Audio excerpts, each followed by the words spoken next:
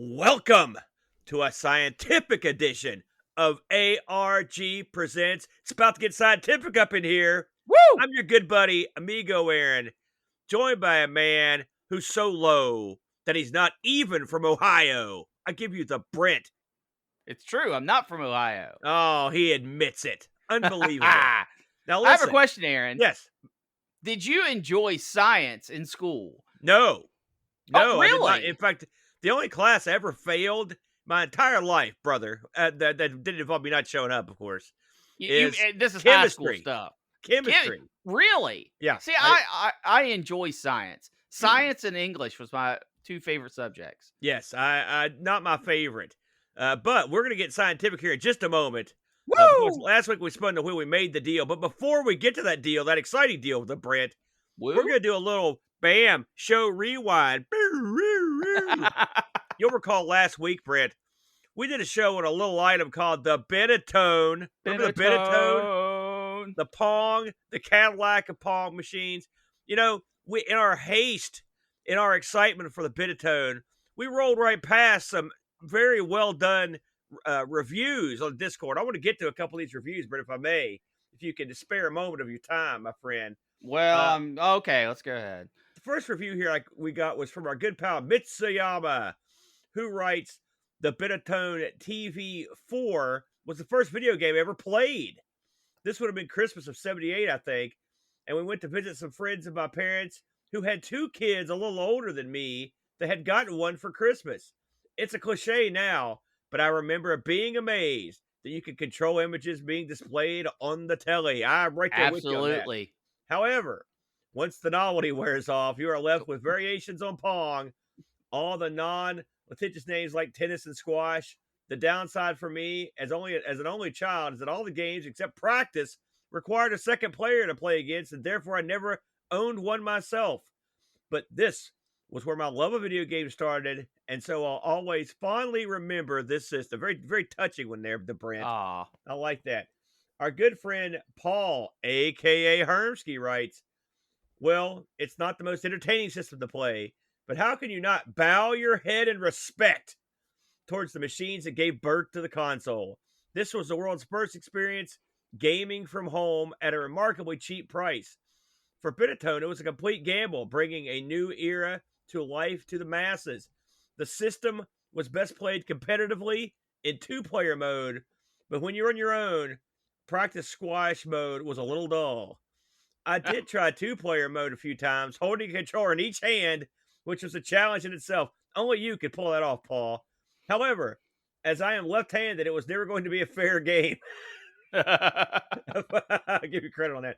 The warning messages in the manual demonstrated the early worries of console and its dangers to TV sets. And I quote, after 2 hours of playing, please switch the game off and return to a random picture for at least 10 minutes before finally switching off the TV set. It will help prolong the life of your TV. Them were happy days. Isn't that nice? A sad truth is, if we could have gotten Paul together with Mitsuyama, they could have played with each other. That would have been nice. That's true. That's true. Lastly, we've got a review here from Pajako6502, who writes, it's easy to forget that for gamers, this is where we came from. Ooh, that sort of takes you back a little bit there. The games are as basic as they come, variants of the same game, and no computer player. However, you can be inventive and have some fun. Try playing two-player games against yourself. There's another person that did that. Or playing with your non-dominant hand. I still prefer a classic original Pong-style game best. But these old Benetone-style consoles are only worth playing at an exhibition. If you're lucky enough to find a working one, it'll get played for a couple hours, then gather dust on your shelf. 5 out of 10 when compared to other similar consoles of the time. Interesting. I do want to mention that it was quite a conversation about the old Benetone last week on the Discord, the Brent, including some people having pictures of it, pictures of the gun, pictures of the manual that came with it, including talking about the price. The price of this thing was incredibly low. It was I think it was £10 to pick this thing up. And someone even posted a little blurb that Benetone had put out that stated, listen, we know this thing is cheap, but we build quality products. we like to keep the prices down, but don't let the price fool you. This console's all man, which I like that. So we had a lot of fun with the Binatone, and it was a nice setup, the Brent, for what we spun for this week. Because as we It move really forward was. here, we are going to take a look at BAM, the Ohio Scientific Challenger, Brent. What did you know about this before you foolishly and naively put it on the wheel? 0. I'd never heard of it before. I Well, thought, wow, this is a little computer, and I think we can emulate it. yes. On the wheel it goes. The tireless research you do before making these wheel pieces is astounding, and you're doing more research right now because we still have no new wheel pieces. So It's all part of my cunning plan. Is it? Wow, so well done. You're more of the Baldric than the Blackadder, my friend. So this week we are in fact looking at the Ohio Scientific Challenger. We're going to do a little backstory here because this requires a little extra intro here on the Ohio Scientific Challenger, because it was made by a company that no longer exists and really didn't exist all that long as a computer maker. Yeah, they sold pretty quick. Yeah, but it's still an interesting piece of history. We're going to look at this thing. Of course, the Ohio Scientific Challenger came out of an outfit called Ohio Scientific Instruments. And guess what? Out of Ohio, USA. They were founded in 1975. They ran from 1975 to 1981, so they only ran for 6 years, Brent. They didn't go under. They sold. That's right, and we'll get into that. That's very important. Yeah. So the company was formed by Mike and Charity Cheeky. I like the names. They were alumni from a college in Ohio called Hiram College. All right. And so was all of their staff. Correct. They only hired people from that college alumni. Good idea. I mean, if you hire all your friends, and especially you can tell if they know what they're doing or not. So these guys started off making a single board, like basically do-it-yourself kit computer. Yeah. And that ended up being fairly popular. This thing, the earliest computer they made, I think you can start buying these things in like the early 1976. They're $100. There you can see ads for them if you look around. Yeah, and you could also do a little extra. You could buy a little extra stuff for it to crank it up a little bit.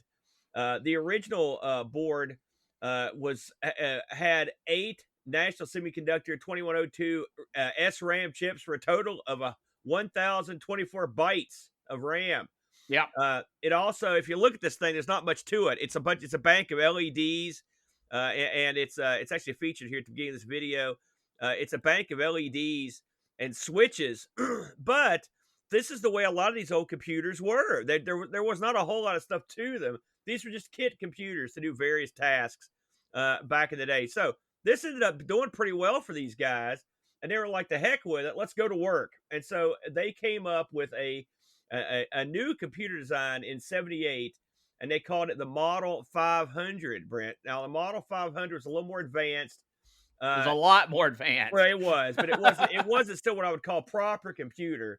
Okay, that's fair. And so they eventually got around to launching the Challenger series. Now, when we're going to get into 3 of the Challengers, these guys released, for only being around for like 6 years, they released a ton of computers and boards. But we're going down a road here with Ohio Scientific that we went down once before with the NASCOM, if you'll recall. These computers would sell as a computer in a case, and it would also sell as just the board. And so not only did you get the cases that they made, you got all kinds of crazy cases made out of real nice wood, or cases that are just bare board strapped to a 2x4, weird stuff like that. You got all kinds of weird stuff. So the Challenger cases are magnificent. Yeah, the main cases. Oh my gosh, I think they're perfect. Yeah, that is a computer. That's so good. So they originally released this thing called the Super Board. Okay, the Super Board was sort of the predecessor to the Challenger series, and basically they were like, we're releasing these boards. Why don't we just wrap them in a computer? And that's what they did. Now, the original Challenger, it looks sort of like a box. It's not that good. We'll look at it here in a little bit. Then you get the Challengers 1P and 4P, and these look like proper computers. The keyboard and Yes. you know what these things look like. The Brent is they look a lot like, and I know you wouldn't know what this was. They look a lot like our original Intoxilizer, the Intoxilizer 5000 with the sides like that and the top. You take the sides off, then you can remove the top and have access to the guts of it. Yes. But it's a very simplistic design, but it's attractive. I'm sure they weigh a ton. It's perfect. It's the put your monitor on top. I mean, it's got a flat place to put your monitor. It's just functional, beautiful. I love the look of these things. I absolutely love it. What they tried to do was they tried to play in the same market as Apple was playing. That's what they were after. Their Superboard 2, which was the least expensive computer around at the time, you could get just the board, which came with BASIC on board for $279. That was a super good deal back in the day. Excellent deal. Yeah. Now they ended up getting a little more pricey as it went. I've got a little price list here, if you can see it there, and their prices were low, and that was sort of their angle, but still they weren't mega low. And I'll give you an example. You believe it or not, you're gonna love this. You could get a Challenger 3, all right, with a hard drive. Okay, they were one of the first companies that was selling computers with hard drives. Absolutely. The largest hard drive available at that time was a 74 meg hard drive, megabyte. That's huge. Now, that's absolutely huge. How much do you think a computer with a 74 meg hard drive would cost? $1,000. $1,000. Wrong. So very wrong. Try $13,000. I didn't think that a company of this size could justify producing a computer of that price point. Yeah. Holy cow. Yeah. It was a Winchester hard drive that went into their Challenger 3, which was introduced in August of 77. Oh, you're saying you're saying the hard drive actually came with the system. That's right. Oh, no. Trust me, that money was all the hard drive. It wasn't the system. Yeah, okay. So here's the system you're looking at here for that money. It's a 53 kilobyte of static RAM. It had an 8-inch 370K floppy disk in its dual floppy system.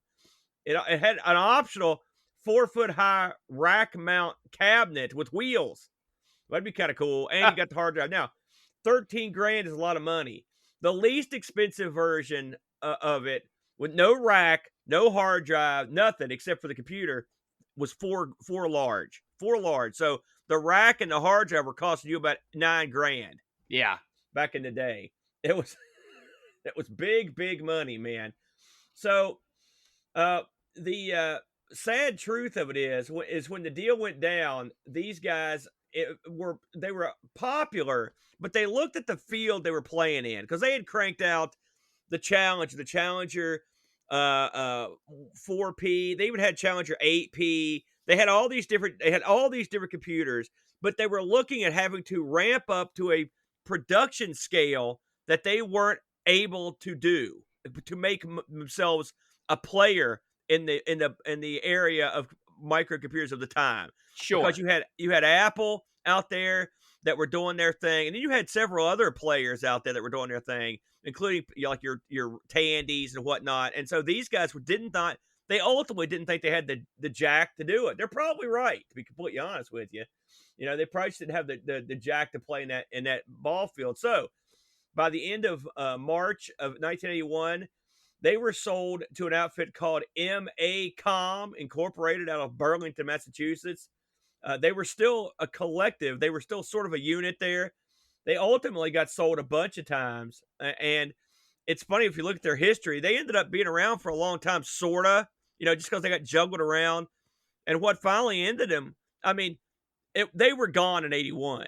But what finally ended them was the fact that they didn't have the money to pay a due loan, and they were gone, but they were gone well before. So the company that owned them folded. So they're effectively gone. But they, I've heard quotes from the guy that owned the outfit here, Mike Cheeky, and he does mention he wishes they'd held on a little bit longer, because they had such an excellent computer that he thinks they could have maybe played in the field if they'd gotten a little bit of backing. He also mentions he knew a lot of players in the field back in those days, and that he thinks he probably could have gotten the backing if he had tried a little harder. But he just, at the time, hindsight and whatnot, you can't, what are you going to do? But Actually, I did a little bit of research on Mike. I oh, couldn't really? find much about his brother, because they were two brothers. Mike had led a very successful life. Unfortunately, he did die in 2017. But during his time on Earth, he was I don't want to say a con man, but he was able to raise Burial. funds Yeah. like nobody else. That ended up being his claim to fame. He would start companies, right? Bring in all this equity and then sell the company. And he had done this several times over. And it wasn't like the companies were crap. They were real legitimate companies, but the man knew how to go out there and sell himself and sell his companies. His last big push before his death was making plant-based fuel. And I don't know a whole lot about it, but apparently the science wasn't really there, but he was really pushing to get this stuff going. You have to remember back, especially the time this was going on, gas prices were, $4.50 here in the States, and which is high, which is very high. And he was trying to look for alternative fuel sources. Dude's a genius, legitimate. I think I saw his IQ is somewhere in the 150 range. So he's a legit genius. There's not many of us up that high. Yeah. But he from the beginning to the end, he was always working on something, coming up with ideas. It's incredible what he was able to do.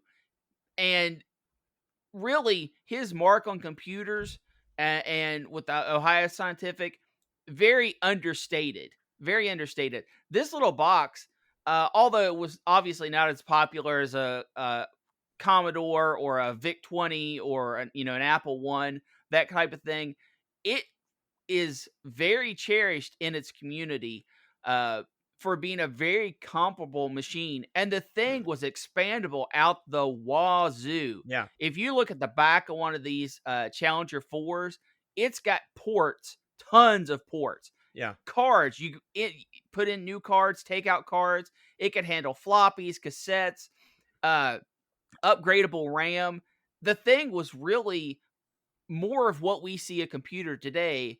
I mean, sure, you can expand a Commodore, you can expand a VIC-20 and all that stuff, but this little box was designed to do this sort of stuff.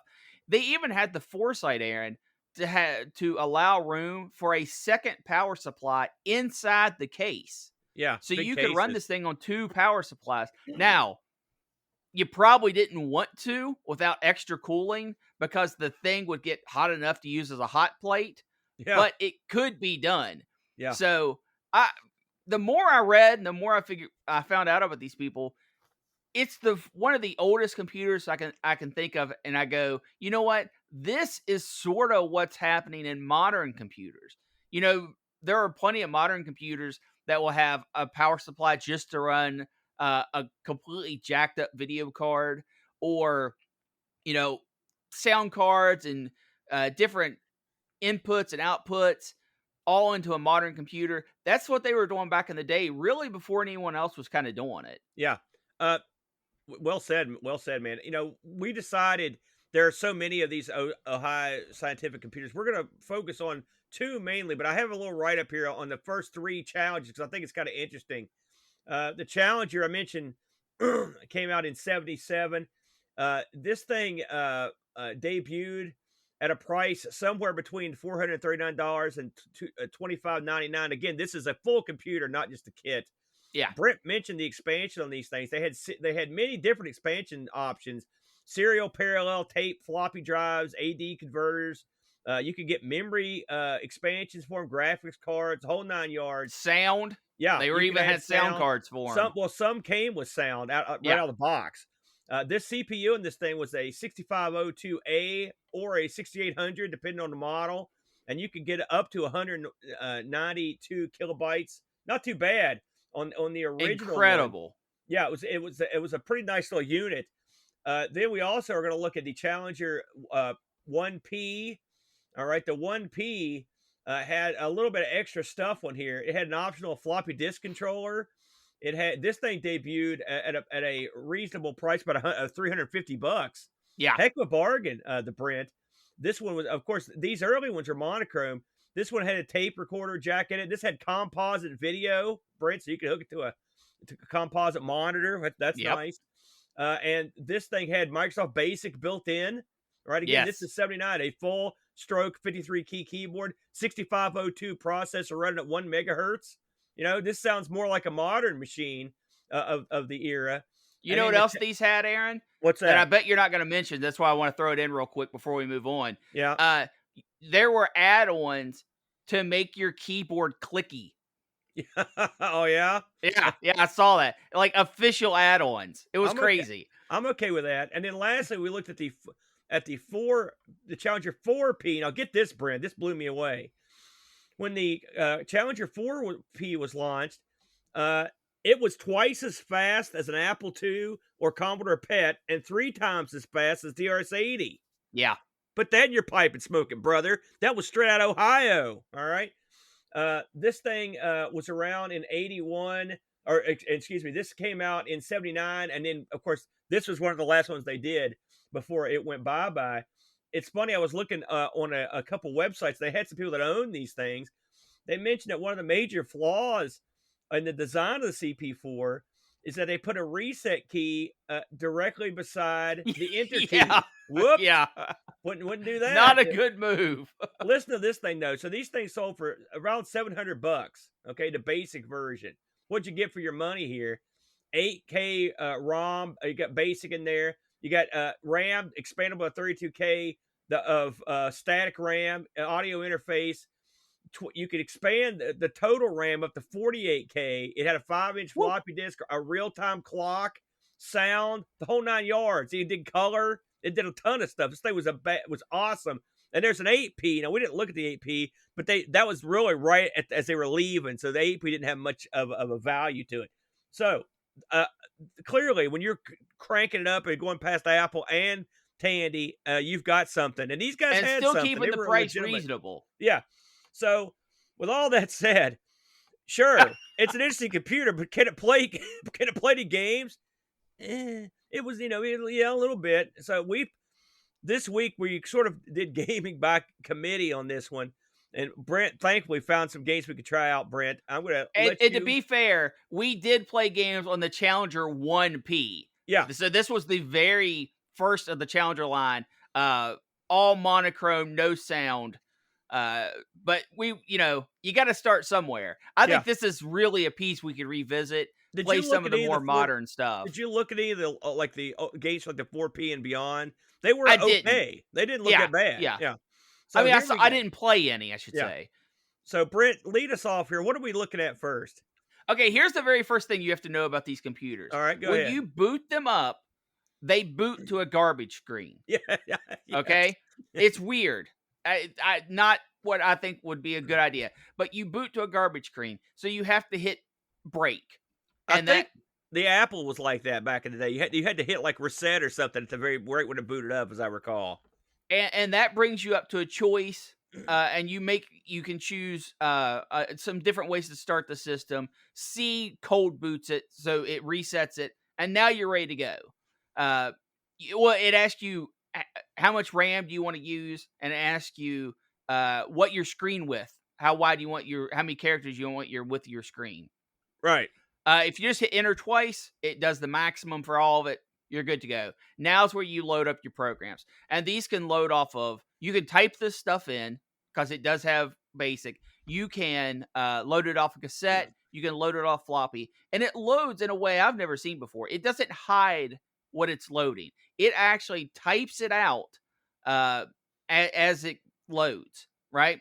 So it's kind of interesting, although it is slow. Thankfully, through emulation, these usually run at about 1 megahertz, just a little itty bit below it. Some of them ran just a little above it. But 1 megahertz is about where the average is. through emulation, you can jack it up to run at 8, and then the programs just fly in. So the text is just flying through the screen.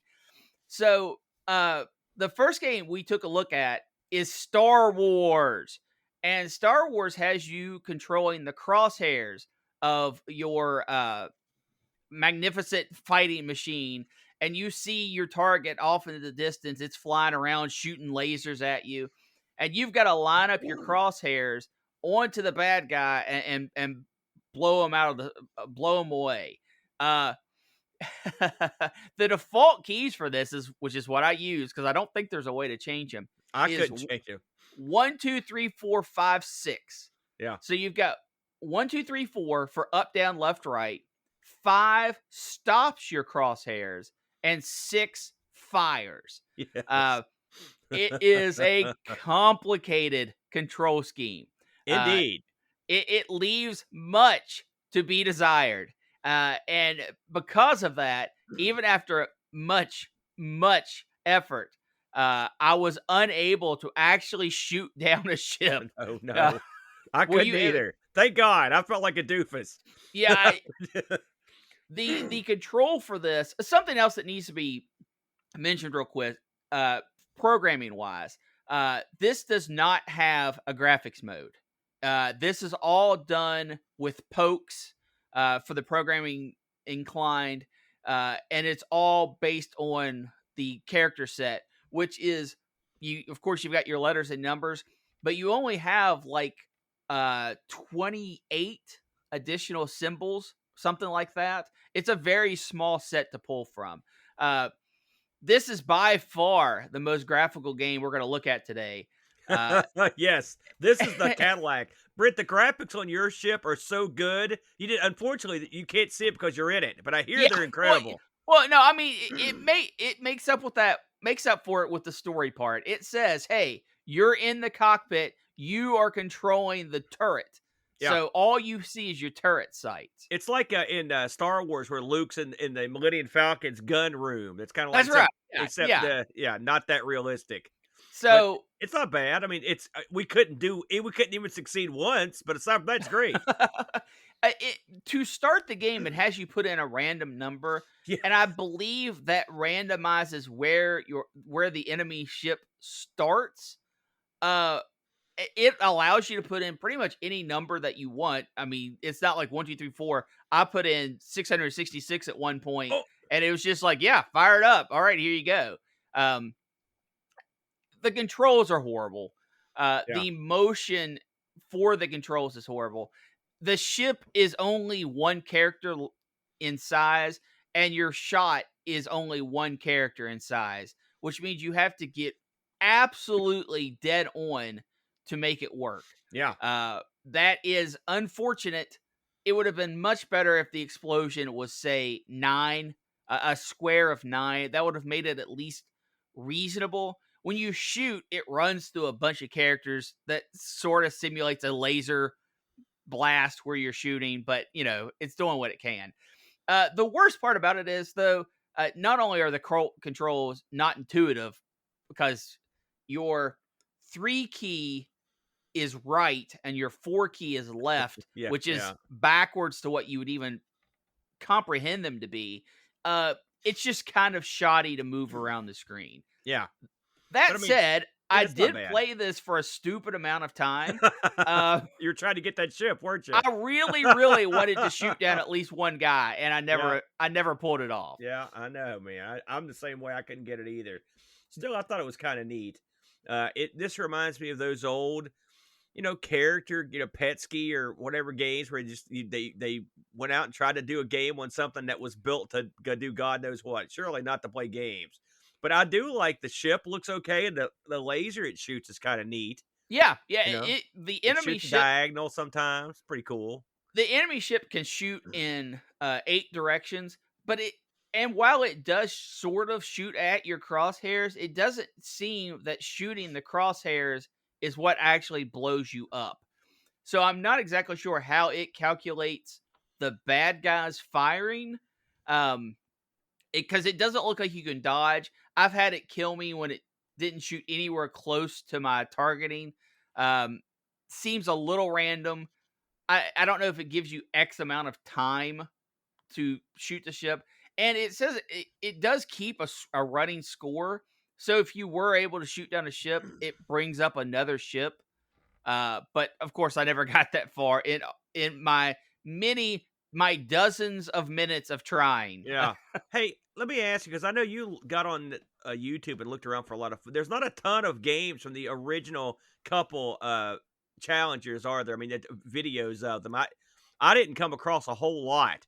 No, and it's kind of strange because, I mean, realistically, this should be able to run anything that is in basic.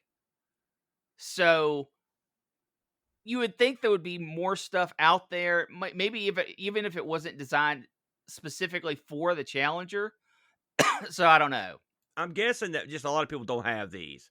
Yeah, absolutely. And there you go with that. Like I said before, the player, the ownership of these are very dedicated. There's a lot of information out there on the Challenger series, especially. Those definitely seem to be the most popular, but it's still a very, very small segment of the population. Now let's talk about this next game that you found for us, Brent. This is your straight up old school Othello. Yes. I don't know how to play Othello, so how did I mean I screwed around with it, but what did you think of this thing as a this is a 2-player Othello game, basically? This is a 2-player Othello game.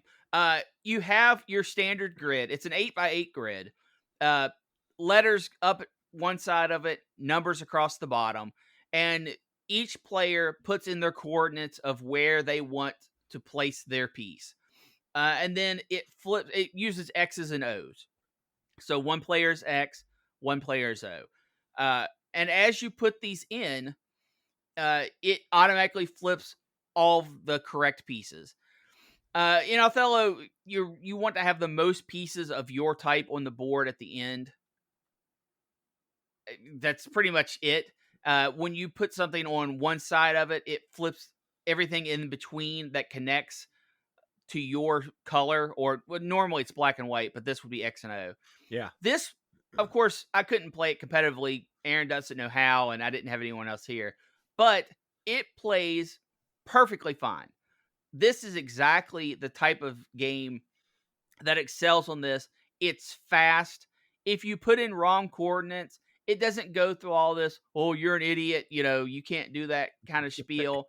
It just clears it off. It thinks, well, you probably typed this in wrong, and lets you type it in again. It assumes that if you're using the Ohio Scientific Challenger, you're not an idiot. You just made a typo. This is my computer would not make this assumption. It'd be like, you idiot, wrong. Well, error screens are so overrated for this kind of thing. I mean, honestly, this is completely legitimate. It doesn't need to tell you it's wrong. It just, nothing. It just lets you type it in again. I played a full game by myself, which is kind of stupid because it's Othello. Then I played a partial other game trying to break it. I was trying to do complicated diagonals or having it flip, 7, 8, 9 pieces at a time to see if it would slow down or crash or anything like that. It handled it all like a champ. So it was, if you're going to sit down with a buddy and play this, perfectly legit way of doing it. Well, if you're going to sit down with a buddy and play this, you don't like your friend that much. Oh, no. This is Aaron, this is a game as old as time. Let's play some Ohio Scientific Challenger Othello. Let's get in there. You know what I think about? Just in the 70s, Aaron, not today. If you'll indulge me for a minute. What I like about stuff like, here we are. It's 2021 as we record this to Brent. And we're looking at an Othello game that some guy at Byte Magazine or something probably put in the back as an afterthought for a machine that debuted back in 77. Can you imagine that some guy that wrote Othello for the Challenger would think that a couple dipsticks would be talking about his Othello game in 2021? It's mind-boggling. The fact that we can even play these games is ludicrous. And this is what this show is all about, baby. It's crazy to think about. I mean, this thing's from 77, for God's sake. Look at the Challenger up there. It's a box. A box. Our computer's a box. My computer's a box. Anyway, yeah. Not much to be said about Othello, is there, Brent? I mean, it's Othello, Oh but yeah, it is. it looks So it's playable. If you know how to play. I never got into Othello myself, but people play it. So let's talk about this third game, Brent. Not a lot, not as much footage for this last game. What do we got here? The last game we made footage for was Hang Woman, because you're always hanging men, but you're never hanging women. Darn it! And we're gonna justify that today. They were ahead of the game in the 70s with this game, because this is definitely not a sexist game. It's equal. Anyone can be hung, and by God, right. this time around we're hanging a woman. This is standard fare as well, isn't it? This is pretty much your standard fare, with the exception of the way they spice this up is, unlike Othello, where you want to just get in there and do your thing, right?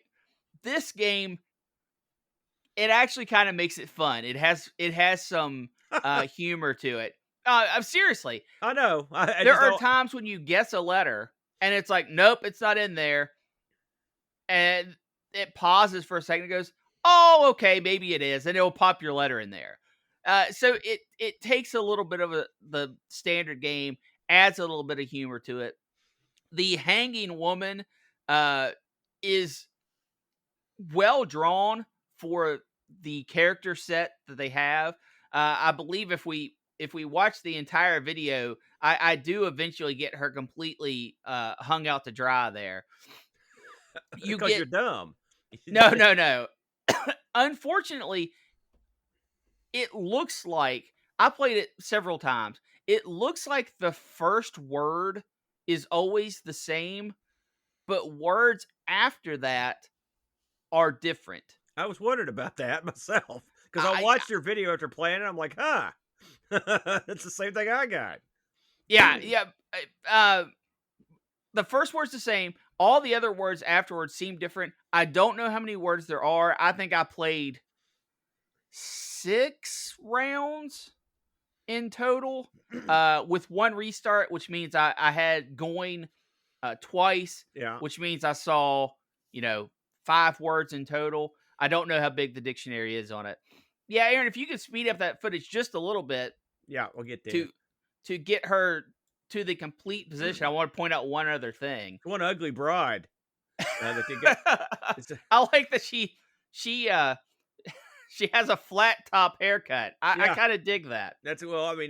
Maybe the woman is hanging a dude, but it does say she's got this and she's got that. So yeah, no, you're definitely hanging a woman. Good for them. Well, although it is kind of strange. Of course, you build her head, her arms, and her hands and her legs, and then right before she's completely hung out to dry, you put clothes on her, which I don't know what that implies otherwise, but yeah, I noticed that. This, is it wrong that I played this 10 times more than I played the other ones? I don't know what this. Listen, I've never ran into a Hangman game I didn't like, so that's another one. I did the same thing you did. I screwed around and just to see what would happen, and it was. Because it has different comments depending on what you put in. I think there's probably 10 unique phrases that it says throughout the thing. But when you hang her, if you're watching the video footage at home, you'll see it here in just a moment. She actually kicks her legs back and forth as she hangs in agony, and I don't think the program ever ends. So you just kind of have to watch her hang there forever. This is the first game ever that should have gotten a mature rating right here.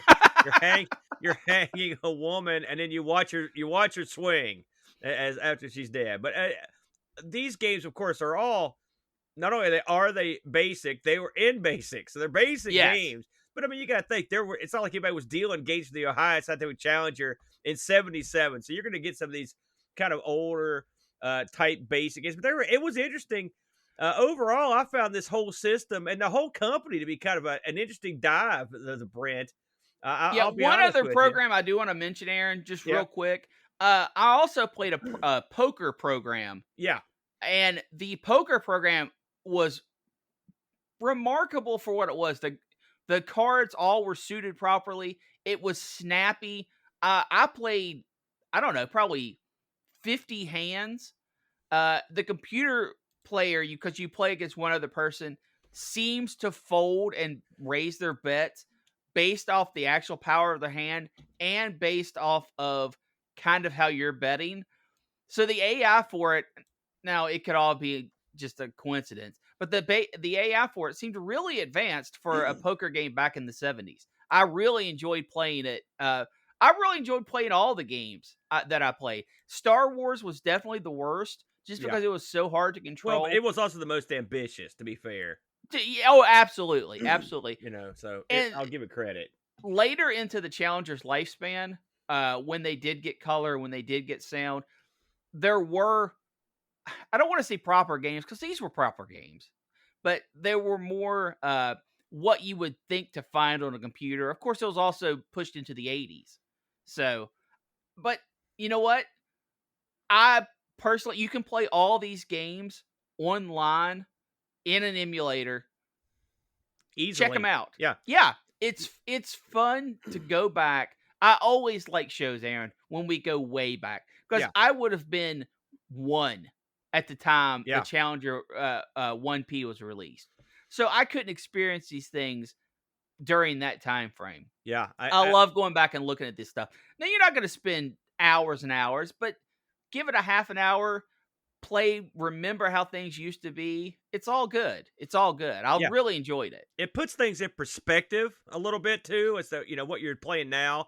I'll tell you, like I said, this reminds me a lot of the NASCOM episode we did. Absolutely. And the funny thing is, we just got comments on that yesterday about people that, it's funny, people, if you go and read the comments under that video, there were people that had the NASCOM and they found it and they talk about their experience with it and what their version looked like. And the same thing with the Bentode episode. We've gotten some people talk about the different colors they had, whatnot, and how much fun they were.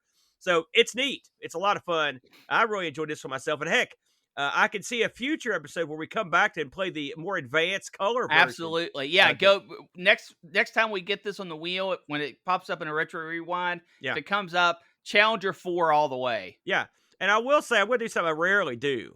The person that selected this, now granted, it was a selection made by a drunken moron in the middle of the night, but it was you, the Brent, and you actually did a good job. Let's see. Now we'll see the next round of wheel pieces if you come up with another winner. Speaking of it, let's go to it, Brent. You know what it's time for. It's the wheel, brother. All right, now.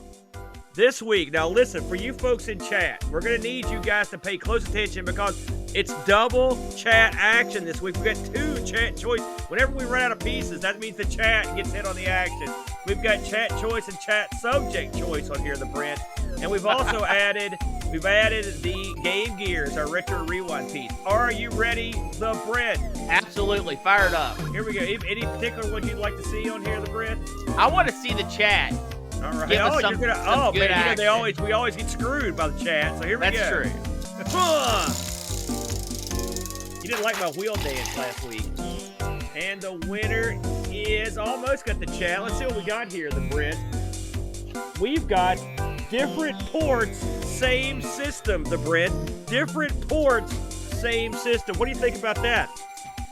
Who was that piece suggested by? Our own Pajako 6502. Different Excellent. ports. So wow. what we're saying Brock is nailed it.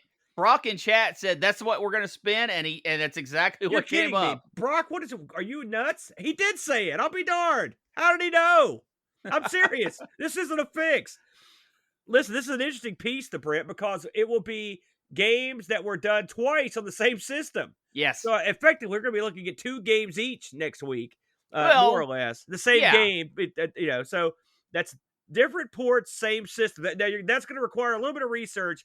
Absolutely. I will tell you that the C64 has this happen a bunch of times. I also will say this: are we going to accept clones for this as well? So, like for example, the Coco has Buzzard Bait, and they also have Pegasus, for example. Could you do something like that? No. They have to be official releases. Okay. Yes. So make sure that we had our ducks in a row on that one. So that will be different ports, same system. Listen, I want to discuss a quick bit of news before we take this thing to the house, Brent. I know you've got something to say as well. This coming Saturday, This is September 18th, 2021. It's all going to go down, Brent, at the International Computer Club. We're going to have another meeting of the ICC.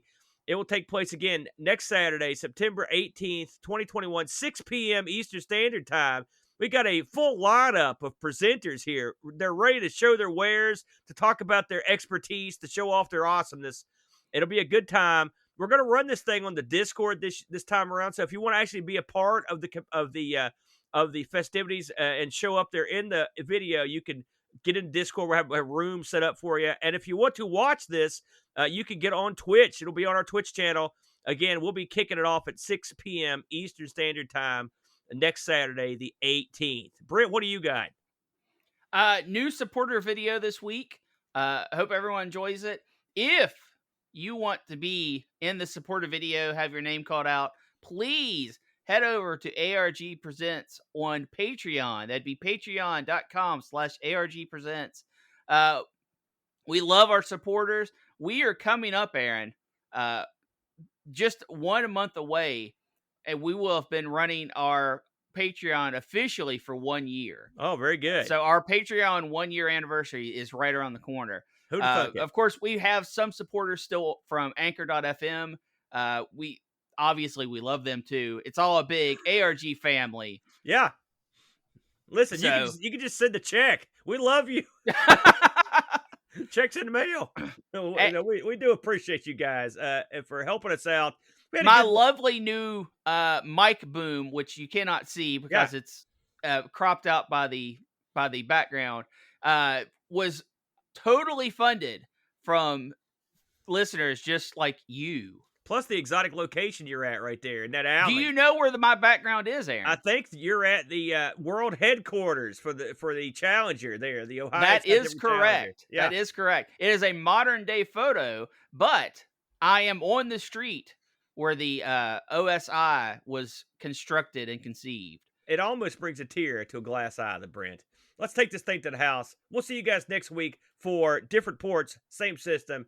Until then, get out to Ohio and get scientific today. Don't do that. Yeah, you're right. Don't go there. Oh, thanks for joining us today. We hope you enjoyed the show. We want to say a special thank you to Duncan Styles for our vector style graphic and BarkBit for our amazing music. Would you like to help keep ARG spinning for as little as $1 a month? You can do so at patreon.com/ARG Presents. Just like these fine folks. Z9K9, Jerry Dennington, John Dykeman, Retroalgy, James Shackle, Texas Foosballer, Sundown, Oram, Super Tech Boy, Dave Terrence, Mr. B, Roushy, Graham W. Betke, Dave Velociraptor, Bernhard Lucas, Steve Rasmussen, Anthony Jarvis, Pachaco 6502, Kevin Bean, Andy Jones, Andy Craig, Rob Flack O'Hara, Jason Warrens, Mitsuyama, Chris Foles, Frodo NL, The Slow Norris, John Schaller, Gary Heather, Terry Howard, Olaf Hope, and Rolo. Supporters get access to the Discord channel and their names called out in the credits. Don't want to explain another credit card bill? That's okay too. You can leave us a positive review on Spotify or Apple iTunes. Have an idea for a wheel piece? Send it to us at argpresents@mail.com. We film live every Sunday, 10 a.m. EDT. We hope to see you there.